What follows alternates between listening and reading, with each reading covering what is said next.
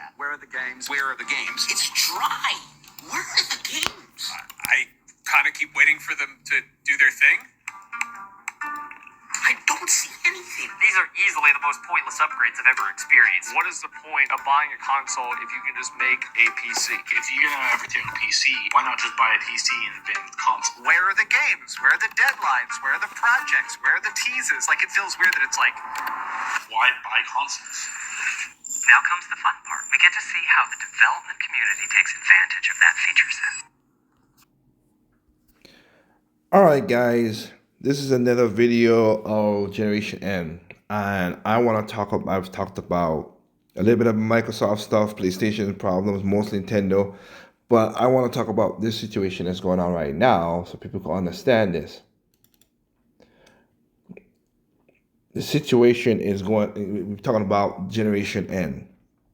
So we went from, the console wars, as big as people wanted to have it big and blah, blah, blah. But the console war, where you have Nintendo versus Sega, then Sony entered the market, then Dreamcast, Sega basically bowed out with the Dreamcast, but then Microsoft stepped in.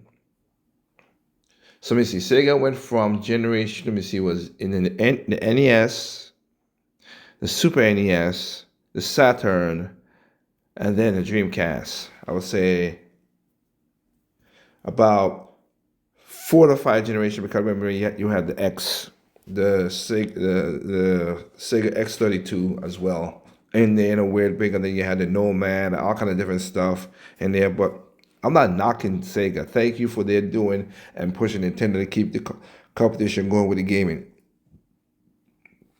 I have the last console, which is the Dreamcast, which I bought day one.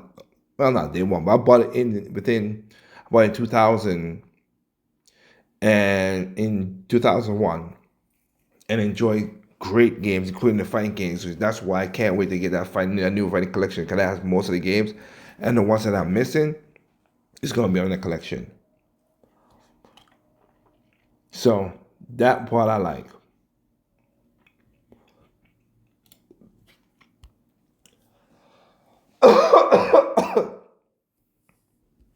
Sorry about that, my mistake for just a little coughing fit. But anyway, so we have then, like I said, Xbox jumped into the market. They established themselves pretty well, and also kind of basically mainline online gaming, which is a good plus that Xbox did. I give credit where credit due. PlayStation did something, like I said, I always do that, and I like that they did that. They mainline and mainstream online gaming.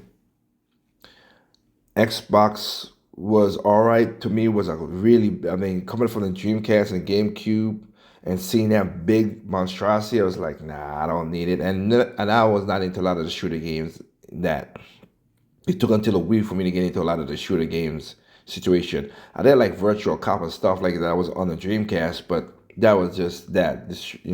Call of Duty and all that stuff didn't intrigue me, even though it was some of the GameCube, whatever. But I digress. We keep on moving. Then we go into the Wii and like I said, the Wii era, and then you had the 360. The 360 was the only gaming console out of the Xbox that I was close to buying, because they had Xbox Live, they had Xbox Arcade, they had Xbox, like I said, they had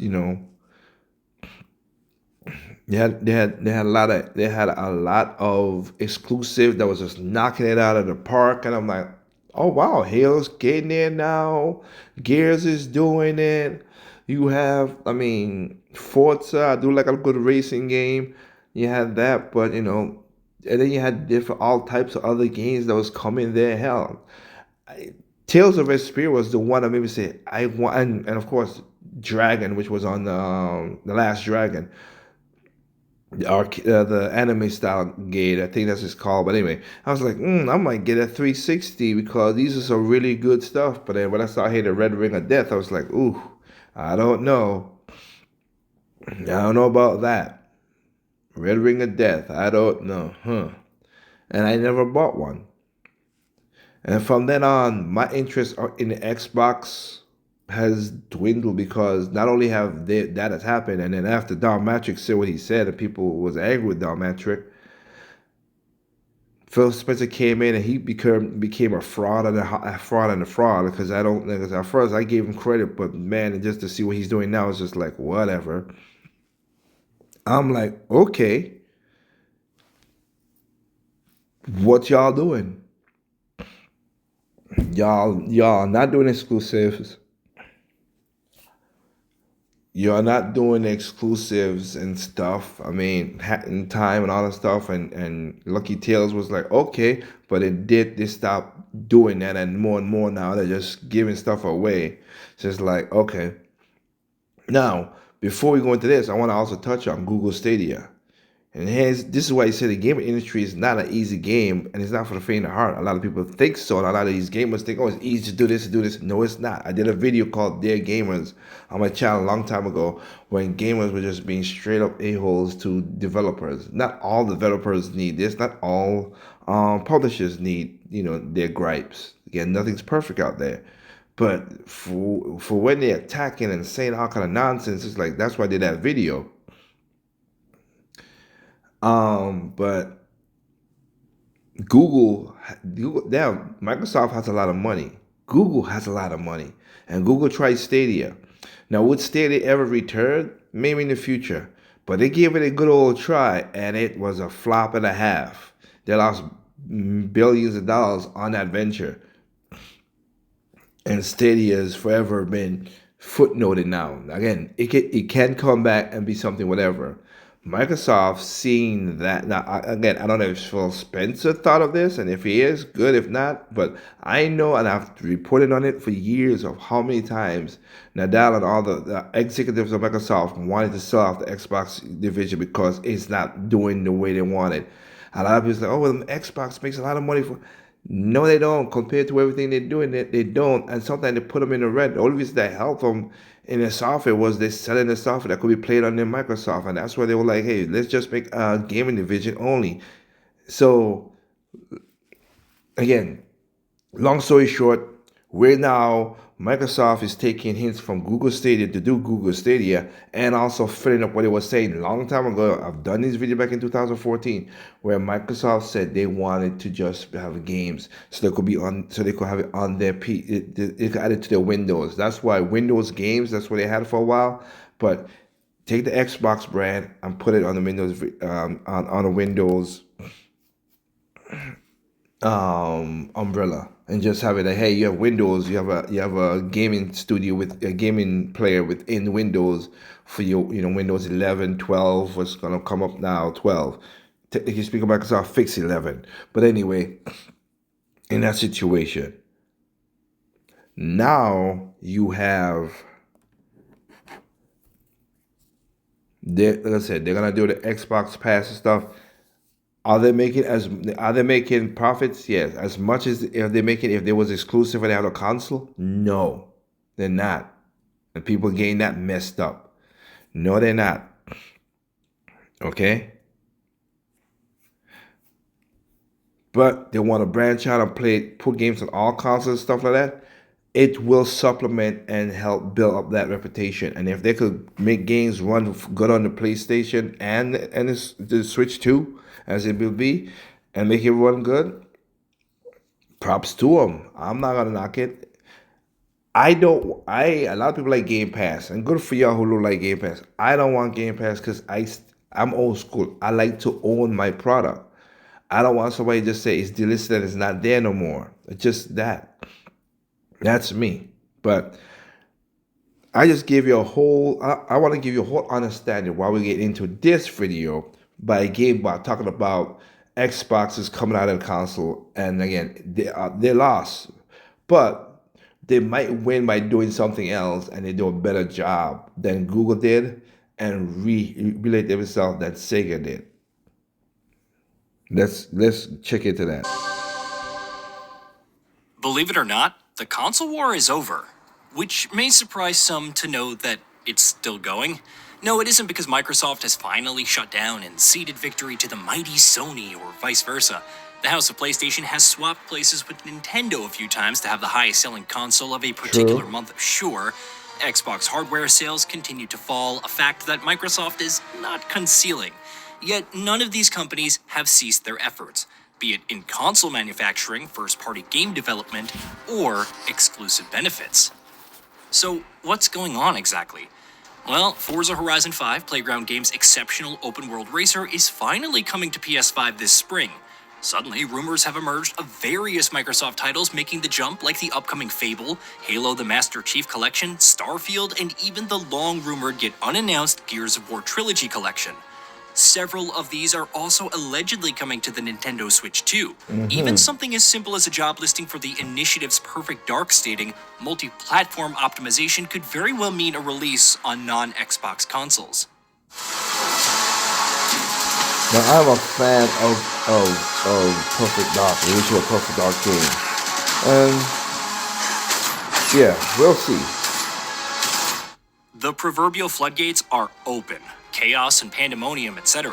However, it actually appears to be the second stage of Microsoft's plan, one that began a year ago with key releases.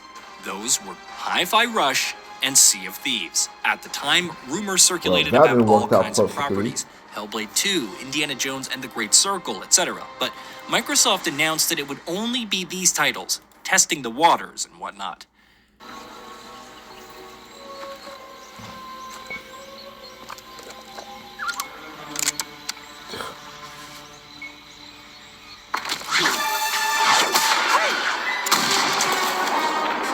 Outside of Sea of Thieves, we don't know how well the titles performed, but it was enough to confirm other titles as multi-platform releases, like The Outer Worlds 2 and Indiana Jones. So why is Forza Horizon 5 so special? Probably because it's remained exclusive all this time, and now it's finally launching for another platform. What was a big selling point of Game Pass, leading to the biggest first week for the service at one point, will now be on a rival platform. If there were rumors before of nothing being off the table, they're pretty much a given now. The question isn't how or why Microsoft's exclusives will arrive on PS5 and maybe the Switch 2, but when. Not gonna lie to you, Lieutenant. You're stepping into some shoes the rest of the squad would rather leave unfilled. Me, I'm just happy to have Noble back up to full strength. Just one thing, I've seen your file, even the parts the Oni sensors didn't want me to. I'm glad to have your skill set. But we're a team. That lone wolf stuff stays behind. Clear? Got it, sir. Don't get me wrong. It would be a big deal for the likes of Halo, Gears of War, and Forza on rival platforms. At one point, there was fierce competition between Microsoft and Sony to one-up each other. See, the Halo killers, the ad lambasting, the Xbox One's original digital games policy, etc. The fact that we'll likely never see the likes of Horizon, God of War, The Legend of Zelda, or even Mario on Microsoft's consoles is also worth noting. Yep. For some, the fact that Microsoft finally caved is important. You might think it's finally acknowledging the futility of Xbox hardware, that no matter how good its games are, no one wants to buy an Xbox Series X or S, or even a Switch. You might think it's finally acknowledging the futility of Xbox hardware. Okay, so, and I know he's gonna go with this. Like I said, so it's gonna be that. But yeah, the sales for the Xbox. Excuse me. You know what's funny is when the Wii U was not selling well, everybody was jumping on and saying Nintendo's lost it, they should go third party. Now, I was against that. I'm not gonna lie to anybody. But look at Xbox doing now. Where's the games now? Cause remember, Xbox bought up a lot of studios. They will becoming the EA of the gaming development and stuff like that. doing the exact same thing. And I was like, wait a minute, why are you guys doing this? Where, and I'm not talking about like, I know why they're doing it, but I'm like, why are you guys doing this? Where you have no games coming out. Why buy all these studios and you putting out subpar games or no games at all? And then the games that you do get, like a Hi-Fi Rush, whatever, you shut the studios down. What? Now, if they shut it down and say, hey, yeah, we shut it down, but we taking that Tango games and we added in to the Microsoft Studio games so they could make more smaller games inside of the studio, that'd have been great. But that's not what happened. And the thing about it is, Phil Spencer said he's going to still make Xbox stuff. So the Xbox is going to be still coming. Console is going to be still there. And I get it for those people because, again, not like for me, I said it multiple times before, I'm sitting in front of a computer like I'm doing right now. I'm at work. I'm in front of a computer almost all day. I don't want to go home and play a game because it feels like work. It won't feel fun to me. So that's just kind of annoying. So I'd rather have a console. It could be a big screen TV where I'm sitting back, relaxing. I ain't got no extra, nothing added on to it.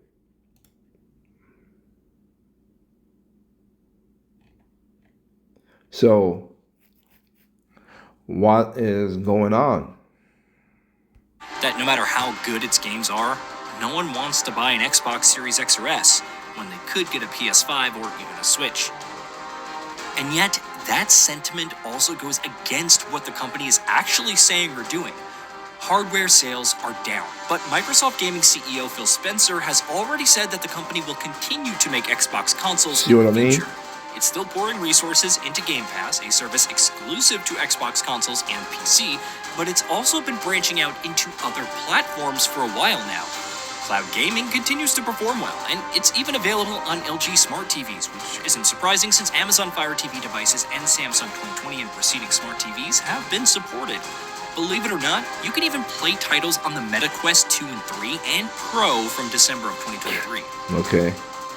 All of this should make an Xbox even less essential than before, but that's seemingly the point. As Spencer told Gamertag Radio, in the position that I'm in, I look at the hardware as a critical part of what we do. But we're not trying to gatekeep the games off of other places for the benefit of it. Let's go build innovative hardware that people want to use to play, whether that's in their hands or it's on the television, or even other places.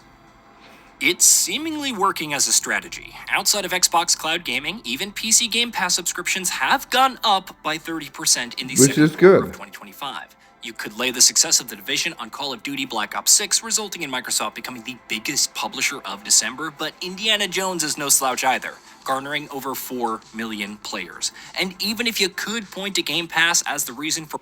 But you see, that's the problem. 4 million players. Okay. Now it's a double-edged sword. You're paying, say you're paying 60 or 100. You can't say that 4 million players bought Indiana Jones, because the money that's going is going to other games in that regard. Now, okay, I'll phrase it, because what I just said was stupid, so I'll rephrase it. That was dumb. I just caught what I said. See, even I gotta rephrase it. What I'm trying to say is, the $60, say $60 you pay every month is not allocated to just Indiana Jones. It's to any games that are going. So it's not a overall hit. Here you go, make a product working good thing. But at least when you sell a single product, you know that product, you definitely know that product is making you money. Yes, you understand Indiana Jones, 4 million people play your games a month. Okay, good. Is that the only reason a lot of people buying the Xbox Pass? You don't, that's what I'm saying. It's kind of hard to get the trajectory of a lot of stuff.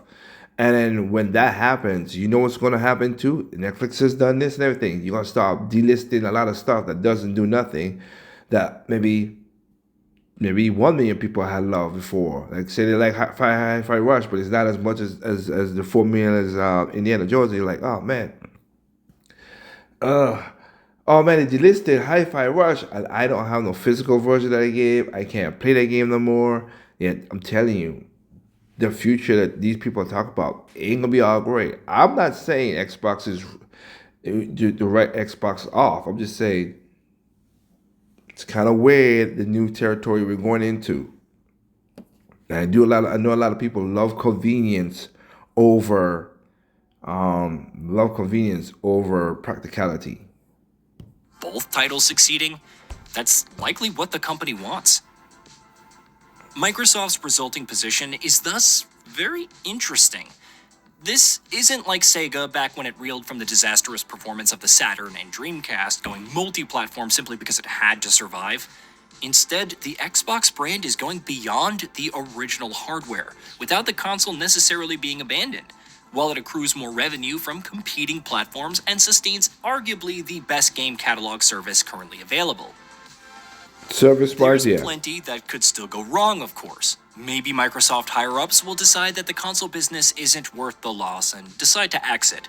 There you go. Perhaps the all-in approach on Game Pass isn't providing the requisite returns, but it's too late to back out now.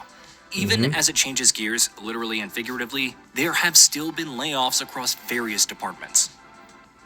However, the brand will likely continue perpetuating beyond into other spaces, perhaps even the handheld PC business, which Game Pass is performing well in. We've even seen teasers of the company potentially releasing its own handheld, thus catering to a market share unique from its console competitors. Except for Nintendo. But anyway, so yeah, they will go that route. I will see what they do with that. Everybody, like Steam, I can see people having a Steam. I see why people like a Steam. I'm not knocking it. I'm not saying it's a bad thing. I can see why people like a Steam. That the Ally and the Legion and all the other stuff, I don't know. Like, look, again, I like something that's simple and plug in and play. The reason I like my Vita was simple, plug in and play. The reason I like my Switch is plug in and play. The reason I like my consoles is I gotta worry about all this jargon messing up the screen and 50 people want to invite you to. I don't care. I want to take a video game, put it in said device, and play. That's it. I don't want no more. We gotta upload and do this and get a new operating system and all. I don't need all that stuff. It's bad enough on the consoles now, including the Switch. Oh, we have to update your gaming thing. I'm happy that you get an option that you can play without uploading it because some of the games are that well, but still. That's as far as I would go. That, hey, if I play the game, I need to download a patch and all that stuff, which I don't like how these patches gotta get. And Nintendo's a part of it too. It's not nobody else. Every console does it. So yeah. For now, Xbox is still very much alive. It's just transcending what a console should mean in today's space. Sony continues to sell consoles without shipping as many AAA first-party titles as last year showcased. Exactly. Nintendo will still earn billions off of the Switch 2 despite not competing with the PS5 or Xbox Series X in terms. You hear that, Amber? They will keep on making billions. And in the links that you provided in that video, this is towards the person who I did the LBC to. She would never watch this video because this is too much for her, but even in the links you provided, they were making billions of dollars. So stop saying, "Oh, Nintendo's doing this. They gotta sue people." Like, where do these people minds are really messed up? But anyway, I digress. Of graphical prowess, with reports indicating it's closer to a PS4. Microsoft's approach is still experimental, and things could shift on a dime like it did last year when it decided to go multi-platform. Be rushed if you didn't waste all that time at the shelter. Now, You want to bring this up right now? I'm just saying. Hazel, please. We might need some help. I might need some help. The so-called glory days of the console wars are doubtlessly far behind. Yeah. Whether it makes business sense in the long run or not for Microsoft, its approach is beneficial for gaming as a whole in the long run. However, there's never been a wider amount of choice for games than now, regardless of which side you stand on. Hey, did you know that we at Gaming Bolt upload new videos every day? There you go. So that's the continuing of Xbox. That's what they're trying to do, and I wish you the best of luck. I have no problem. Again, if Perfect Dark could come over to put your console choice or PlayStation 5 and I could play it there, which again I would, well, play it there, then okay. I'm down with that. I'm down with that. I'm not against it. But let's see what's going to happen with the future. But I do agree with Game Bolt that, yeah, the console war, which I never really cared for, the only console was the true console wars. They had two, I might do a video about that. They only had two definitive console wars. All right? No, three. They had three definitive console wars. I'm not going to say it. Fourth one would be, of course, Atari, the originator of it, which is Atari versus ColecoVision and all that stuff. Not against that, but that was a war. But it was like, yeah, okay, all right. Okay. And then you had, of course, the PlayStation. When PlayStation enters the market for the fifth gen, yeah, PlayStation did a great job. Not gonna knock it. They took market share from Dreamcast and everything, and it was pretty good. You had Dreamcast, you had you still have Sega, you still had Nintendo, and you had maybe Sega with the Saturn, Nintendo with the 64, and then you had the PlayStation. And again, Generation 6 with GameCube, PlayStation, Xbox, all that stuff, that was more of a war while Sega cocked out of it. But the reason I say 3, Nintendo Genesis was really good. Super Nintendo and Genesis was much better. And I cannot knock the Wii, the time when gaming went differently. It gave us all different styles of plays with the Wii, the PlayStation 3, and the Xbox 360. That was an all-out war, and it was fun. And every console had games to benefit. Now the PlayStation 1 lost out of that one, but still, you still got good games coming through.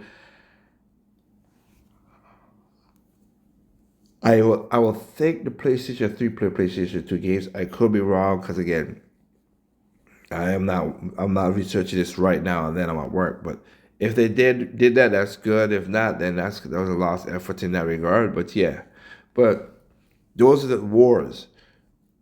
The Wii U, PlayStation, Xbox stuff, that was a war. That was just like, and the Nintendo Switch to now still is in a war. I just don't care. Let's play some games. Look, enjoy your games on the PC as best as you can. I'm not against that. And I know a lot of people be saying, oh, well, you could do certain things. And I've done it before. I have taken my PC and plugged it to my big screen TV and played it and had fun. And I might do that in the future, whatever. But again, I have so much Switch games and my backlog is over 300 plus games that I am good with sticking with the consoles for now. I wish Xbox the best. I would like PlayStations to stop dilly-dallying and make some more exclusives. And the Switch is going to keep on doing this. The Nintendo Switch is going to keep on doing what they're doing with their games. So, hey, gaming is all right, but the landscape is changing. Is it for the best or for the worse? I said it's more decline, but again, I don't want Xbox to bow out. Keep making games, keep making fun. That's where we're going with it, and see what happens. With that said, and again, we might even have a console war with just console. It's not really a console war, but with with the handhelds coming back now, with the gaming handhelds, computer wise, that might be its own thing too. So we'll see how that goes. But anyway, remember, there's no perfect games out there. What's perfect to you is not perfect to me. What's perfect to me is not perfect to you. Simply enjoy games on all consoles, including PC, and I apologize for all the interruptions. Y'all have a good night. We'll catch you next time for the next episode of Generation N.